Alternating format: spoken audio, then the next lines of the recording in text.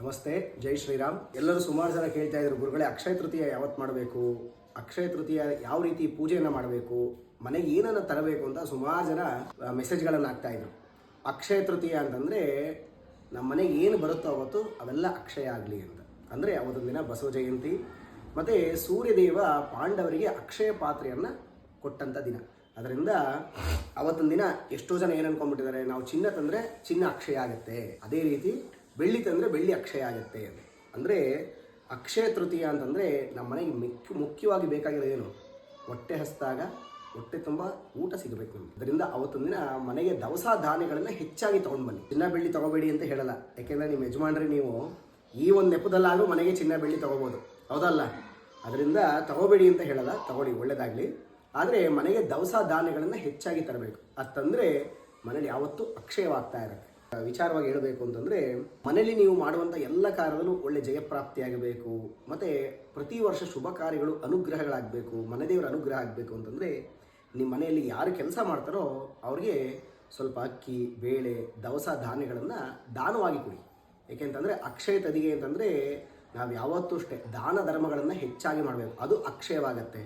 ಅದೇ ರೀತಿ ಅವರು ನಿಮಗೆ ಒಳ್ಳೆಯದಾಗಲಿ ಅಂತ ಹರಿಸ್ತಾರಲ್ಲ, ಅದು ಅಕ್ಷಯವಾಗ್ತಾ ಬರುತ್ತೆ. ನೀವು ಒಂದು ದಾನ ಮಾಡಿರೋದು 100 ಪಟ್ಟು ಫಲ ಸಿಗುತ್ತೆ. ಅದರಿಂದ ಈ ಅಕ್ಷಯ ತದಿಗೆ ದಿನ ಎಲ್ಲರೂ ಅಷ್ಟೇ, ವಿಶೇಷವಾಗಿ ಭಾನುವಾರ ಮತ್ತು ಸೋಮವಾರ ಇರೋದು. ಆದರೆ ಭಾನುವಾರ ಬೆಳಿಗ್ಗೆ 10:50ಕ್ಕೆ ತೃತೀಯ ಪ್ರಾರಂಭ ಆಗುತ್ತೆ. ಅದೇ ರೀತಿ ಸೋಮವಾರ ಬೆಳಿಗ್ಗೆ 7:29 ಒಳಗಡೆ ಮುಗಿದೋಗುತ್ತೆ.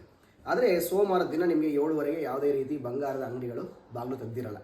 ಅದರಿಂದ ನೀವೆಲ್ಲರೂ ಭಾನುವಾರದ ದಿನವೇ ಆಭರಣಗಳನ್ನು, ಬೆಳ್ಳಿ ಏನು ಬೇಕೋ ಅವೆಲ್ಲ ತಗೋಬೋದು. ಆದರೆ ಆದಷ್ಟು ದವಸ ಧಾನ್ಯಗಳನ್ನು ಸೋಮವಾರ ದಿನ ಬೆಳಿಗ್ಗೆ ಸೂರ್ಯ ಉದಯ ಆಗೋ ಸಮಯದಲ್ಲಿ 7:30 ಒಳಗಡೆ ನಿಮ್ಮ ಮನೆಗೆ ದವಸ ಧಾನ್ಯಗಳನ್ನು ತೊಗೊಂಡು ಬನ್ನಿ. ಮತ್ತು ನಿಮ್ಮ ಹತ್ರ ಯಾರು ಕೆಲಸ ಮಾಡ್ತಾರೋ, ನಿಮ್ದು ಯಾವ್ದಾರು ಫ್ಯಾಕ್ಟ್ರಿಗಳಿರ್ಬೋದು, ಅಥವಾ ಮನೆ ಕೆಲಸದವರಾಗ್ಬೋದು, ಅಥವಾ ಯಾವ್ದಾರು ಕಂಪ್ನಿಗಳಲ್ಲಿ ಕೆಲಸ ಮಾಡೋರಿಗೆ ನಿಮ್ಮ ಕೈಲಾದಂಥ ದವಸ ಧಾನ್ಯಗಳನ್ನು ಹೆಚ್ಚಾಗಿ ಕೊಡಿ. ಅಥವಾ ನಿಮ್ಮ ಮನೆ ಹತ್ರ ಹಸುಗಳಿದ್ದರೆ ಹಸುಗೆ ಅಕ್ಕಿ, ಬಾಳೆಹಣ್ಣು, ಬೆಲ್ಲ ಇಂಥದ್ದನ್ನು ಕೊಡಿ.